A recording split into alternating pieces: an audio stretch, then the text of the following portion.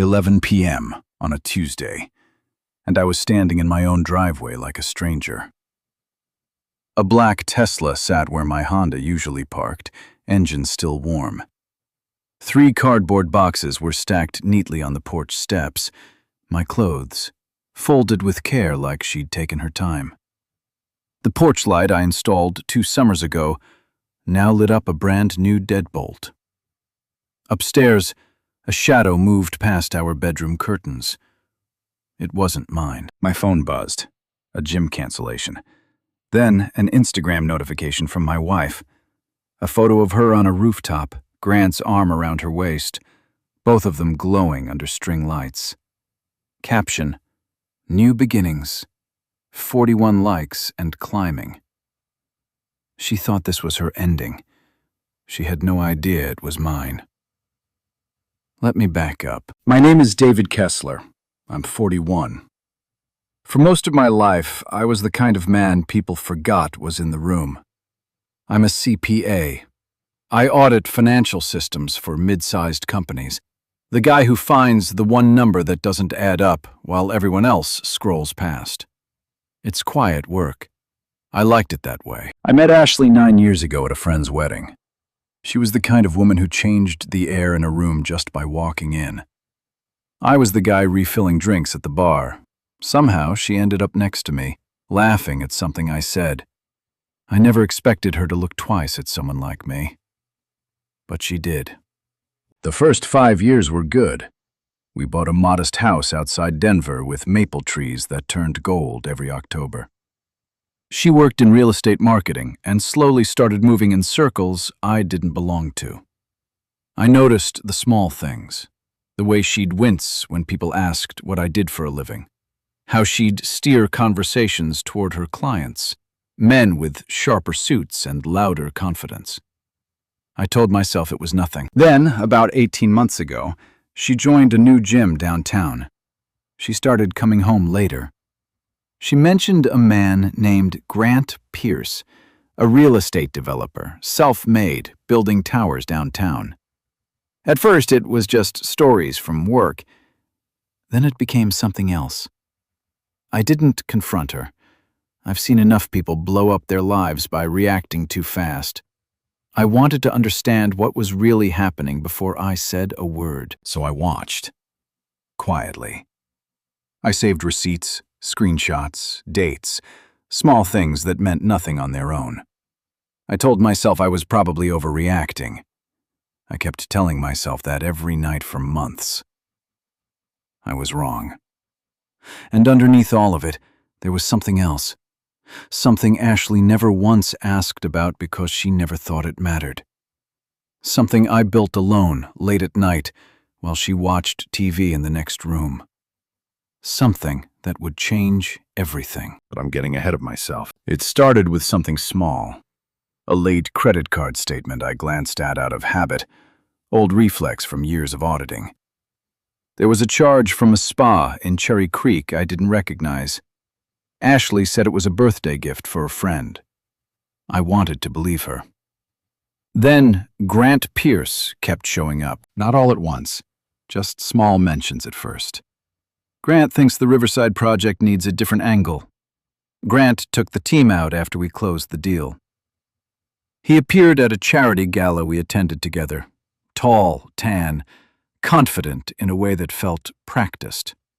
He shook my hand a second too long and said, "David, right? Ashley talks about you." Something in his tone made it sound like an obituary. I didn't hate him that night. I studied him the way I study balance sheets, looking for the weak point. Men like Grant don't see quiet men as threats. That was his mistake. Ashley started coming home later. 20 minutes here, 40 minutes there, always with a reason that made sense until you stacked them together. She went to the gym 5, then 6 days a week. New workout clothes, new highlights, new towels she said made the bathroom feel elevated. At dinner, she started angling her body away from me, like part of her was already gone. I didn't confront her. I've seen what happens when people react too fast. They tip their hand and the other person has time to rewrite the story. I didn't want to slam a door. I wanted to see the whole house. So I started keeping track, quietly. Screenshots, receipts, dates, inconsistencies that meant nothing alone, but everything together. I told myself every night that I was probably wrong, that I was building a case against a marriage that didn't actually exist. I was wrong about being wrong. And the whole time, there was something else happening in the background. Something I'd been building for years in the spare room after she went to sleep. Something I never mentioned because I never thought it mattered enough to bring up. I was about to find out exactly how much it mattered. Here's the part of my life Ashley never asked a single question about. Mostly because she never thought there was a question worth asking. Back in my late 20s, before we'd even met, I built a small piece of software in my spare time. A financial auditing tool that flagged discrepancies in mid-sized companies' books faster and more precisely than the clunky enterprise systems everyone was stuck licensing. I built it because I was bored on weekends, honestly, and because I liked solving the kind of puzzle nobody else wanted to sit with. I named it after nothing clever, just Ledgerline. I ran it as a side project for years, picking up small clients, tweaking the code in the evenings while Ashley watched reality TV in the next room, occasionally glancing over and asking, with genuine but distant affection, "Still messing with your little accounting thing?" That's what she called it. My little accounting thing. She wasn't wrong to think of it that way, not at first. For a long time, it was small. A hobby with invoices attached. I never corrected her framing of it, partly because I didn't think it deserved correcting, and partly, if I'm honest, because I liked having one part of my life that was entirely mine, unexamined, unweighed against anyone else's idea of what impressive looked like. Then, about 2 years ago, Ledgerline started catching attention it hadn't caught before. A regional accounting firm licensed it, then a bigger one. Then a fintech company doing compliance work for banks reached out, not for a license, but with a full acquisition offer. I remember sitting in my car in a parking garage downtown, reading their opening number, and having to read it twice because my brain refused to process it the first time. I didn't tell Ashley any of this as it was happening.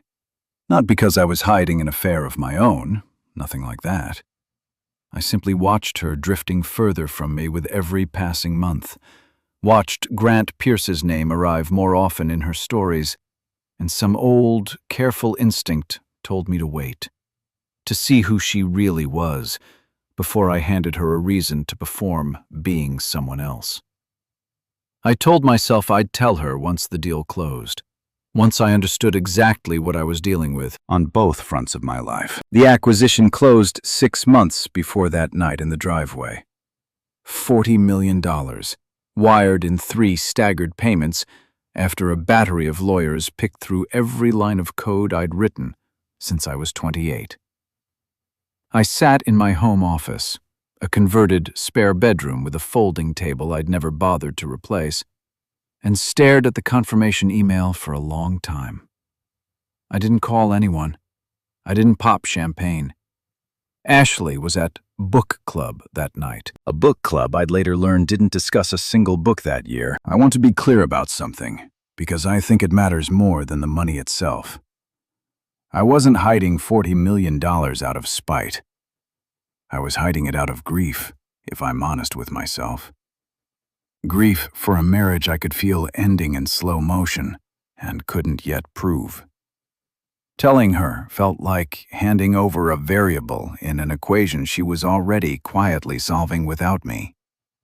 If she was going to leave, I needed to know why she was leaving. For a man, for a feeling, for a life she thought she deserved. Before that number changed the answer, so I sat on it. I moved the money into accounts she'd never had reason to look at, accounts that existed entirely outside our joint finances, built from savings and a small inheritance from my mother that predated our marriage entirely. I hired a lawyer, quietly. The same week, I hired a different kind of investigator, the kind who specializes in finding out who a person really is when they think no one's watching. I didn't yet know what I'd find, but some part of me, the auditor's part, already suspected the numbers wouldn't add up. The investigator's name was Renata Cole, a former paralegal turned private consultant that my attorney, a sharp, unshowy woman named Priya Nasser, recommended without hesitation. "She doesn't editorialize," Priya told me. "She just finds what's there." I appreciated that more than I expected to. I didn't want someone telling me how to feel about what she found. I just wanted the truth laid flat on a table where I could look at it directly. Renata started with the boring things. Hotel records, credit card statements pulled through the discovery process my attorney quietly initiated, the mundane paper trail people leave without ever imagining someone might read it later. Within 3 weeks, she had a pattern. Ashley had been at the same hotel, a boutique property downtown with a rooftop bar Grant Pierce apparently loved showing off, on 11 separate occasions over 4 months. Never overnight, at least not according to the folio timestamps, but long enough, 3-4 hours at a stretch, always logged under a corporate account belonging to one of Grant's shell companies. I remember reading that report at my kitchen table on a Sunday afternoon, sunlight cutting flat across the page, and feeling something strange happen in my chest. Not the shattering I expected. Something quieter. A confirmation, almost a relief. The way it feels when a diagnosis finally arrives after months of vague symptoms. At least now I knew what I was dealing with. At least now the numbers added up. There was more. Renata found that Ashley had been quietly consulting a realtor of her own. Not the ones she worked with professionally, but a personal contact. Someone helping her research homes in a gated community near Grant's new development. She'd also, in the 2 months prior, begun donating furniture from our own house to a charity pickup service, framing it to me as decluttering. Getting rid of things we don't need anymore, David. Don't you think this place could use some breathing room? I hadn't thought much of it at the time. In hindsight, she was staging our home for sale before she'd even told me we were selling anything. The hardest piece of the report wasn't about Ashley at all. It was about Grant. Renata's research turned up something Ashley clearly didn't know, something that would matter enormously later. Grant Pierce's self-made empire was substantially more leveraged than he let on. 2 of his 3 downtown towers were financed through a private equity partner who'd recently begun making noise about a buyout clause, the kind of clause investors trigger when a developer's personal finances start looking shaky. Grant wasn't rescuing Ashley into a life of easy wealth. He was, whether she knew it or not, looking for a soft landing of his own, and a devoted, financially uncomplicated girlfriend who believed in his empire without asking hard questions was worth more to him right now than she probably realized. I sat with all of this for weeks, the way you sit with a diagnosis before deciding on treatment. Priya walked me through my legal position with the patience of someone who'd clearly done this 100 times and still took every client seriously. Our house, it turned out, was solely in my name. I'd purchased it 2 years before Ashley and I married, using savings from Ledgerline's earliest client contracts. And in 9 years of marriage, neither of us had ever gotten around to adding her to the deed. It wasn't a strategic decision at the time. It was simply something we never did, the way couples never update a beneficiary form or rewrite a will. Now it sat there like a quiet, accidental fortress. There was a prenup, too. One Ashley's own father had insisted on years earlier, worried, in his words, that I might someday get lucky with some inheritance or windfall and complicate things for his daughter if the marriage ever ended. He'd meant to protect her. Instead, drafted the way it was, it now protected the exact thing he'd been trying to shield her from losing. Separate property, clearly defined, clearly dated. Closed before any legal separation had been filed. I didn't feel triumphant reading through it. I felt like a man standing in a house he'd built without realizing how sturdy the foundation actually was. right as someone else tried to knock it down. I want to take you back now to that Tuesday night, but slower this time.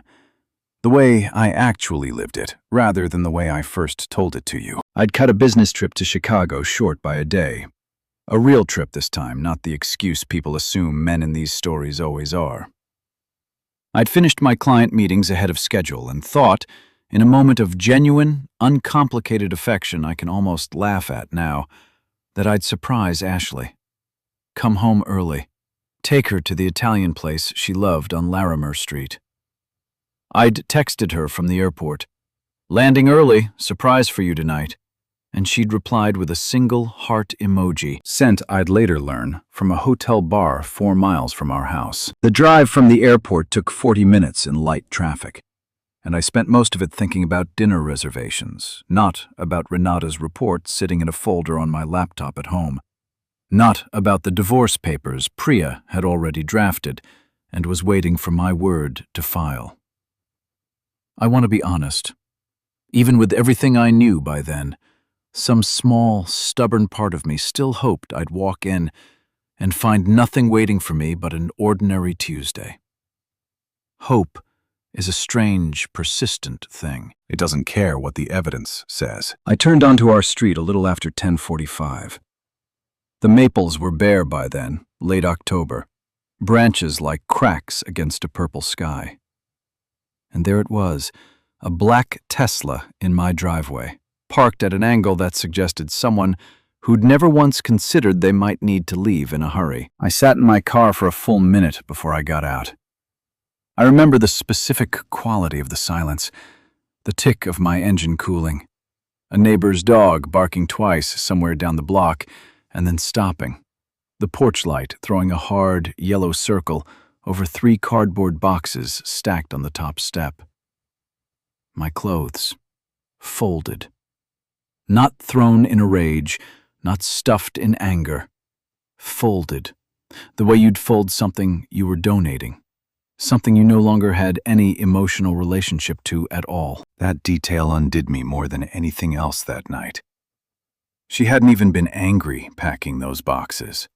She'd been efficient. I walked up the steps slowly, tried my key in the front door out of some dumb reflex, and felt the deadbolt refuse to turn. Brand new, still bearing a faint smear of installation grease along the strike plate. My phone buzzed. A cancellation confirmation from the gym, the one I'd belonged to for 6 years, the one where I'd trained for a half marathon 2 summers ago that Ashley had come to cheer me on at, holding a poster board sign with my name misspelled on purpose as a joke. Membership successfully canceled per account holder's request. Then, because the universe apparently wanted to make sure I understood the full shape of what was happening, my phone buzzed again. Instagram. A post from Ashley's account, time-stamped 11 minutes earlier. A photo of her standing on a rooftop I recognized from Renata's hotel report. Grant's arm around her waist, both of them lit gold by string lights. Caption: New beginnings. 41 likes already, comments stacking up from friends of ours, people who'd been at our wedding, writing things like, "So happy for you, and you deserve this, girl." I stood on my own porch, locked out of my own house, holding a phone that told me my marriage had ended sometime in the last 11 minutes, without my knowledge or participation. And I felt something settle in me that wasn't rage. It was clarity. She thought this was the moment she'd finally escaped a boring, small life. She had no idea she was standing in a rooftop photo funded, in small part, by a man worth $40 million who hadn't said a word about it to anyone. My phone buzzed a 3rd time. Not Instagram. Venmo.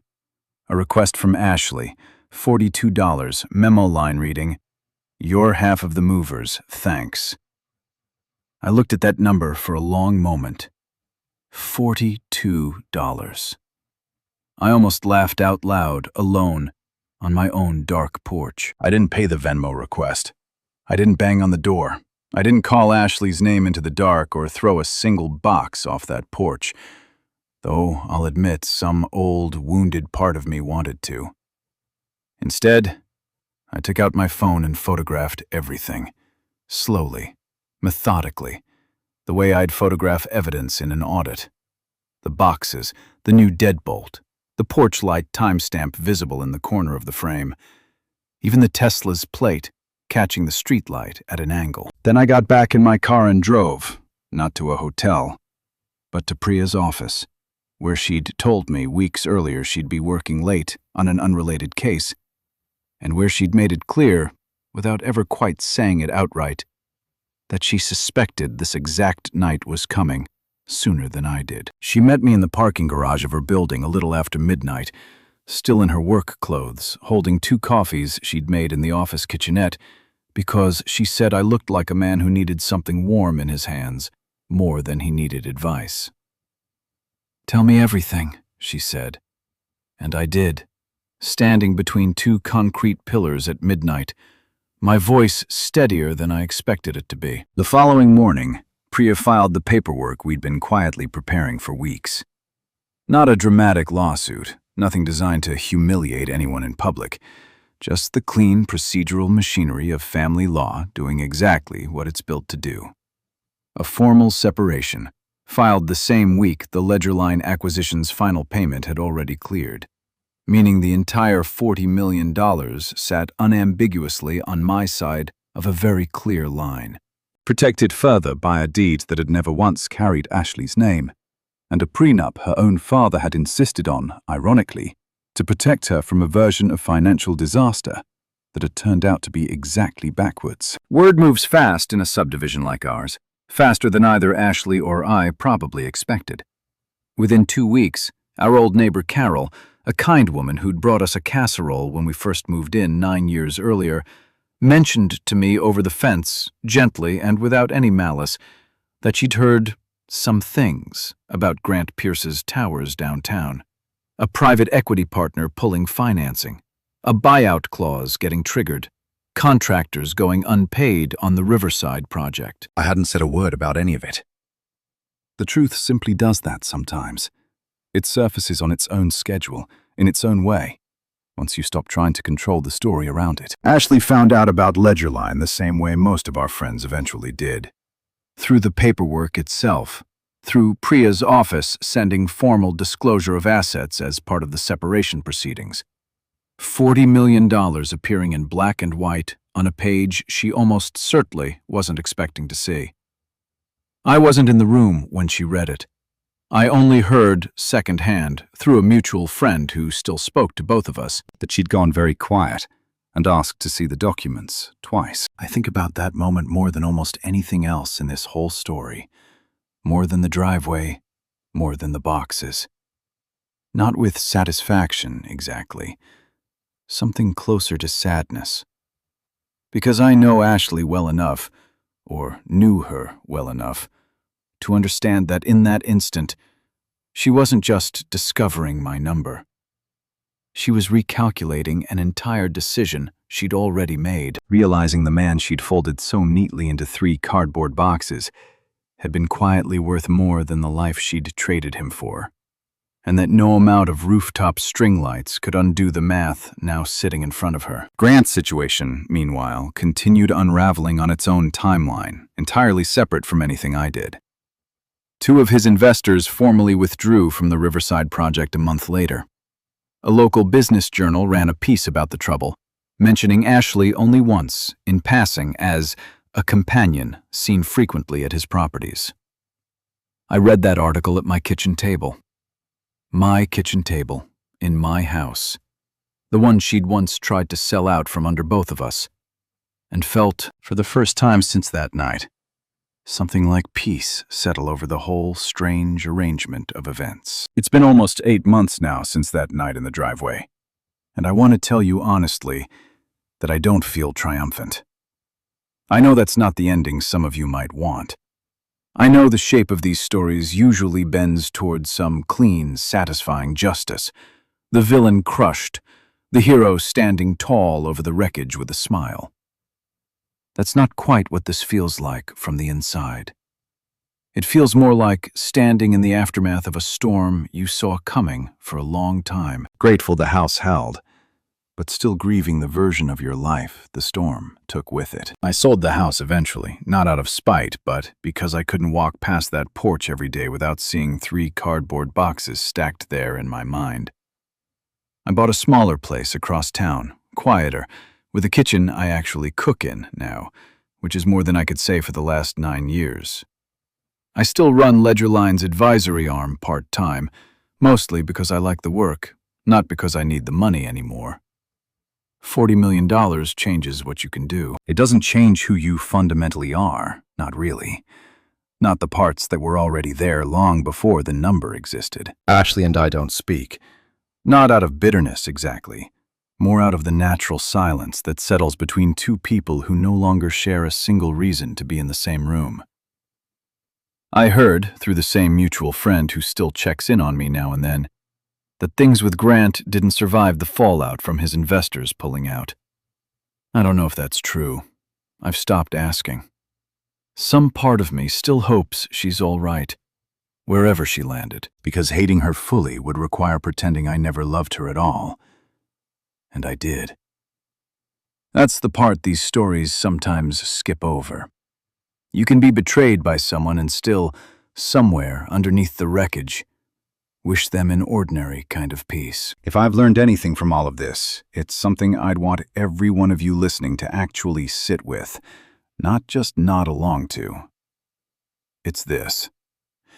Being underestimated is not the same thing as being powerless.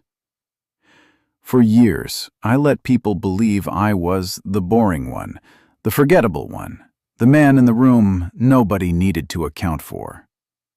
I let my own wife believe it too, right up until the night she didn't need to pretend anymore.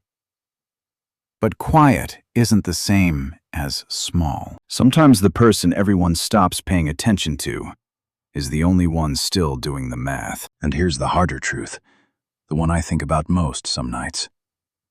If you build something real, a marriage, a life, even just your own quiet sense of self-worth, protect it the way you'd protect anything valuable. Know what's in your name. Know what's actually yours. Not because you expect betrayal, but because love and paperwork are not the same promise. And the people who tell you not to worry about the difference are sometimes the very people counting on you, never checking. So I'll leave you with the question I've been sitting with myself for 8 months now, and I'd genuinely love to know where you land on it.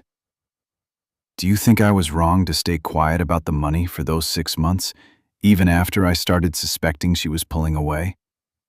Or do you think some truths are allowed to wait until you understand exactly what you're protecting, and why? Drop a comment and tell me. Team, he should have told her everything right away.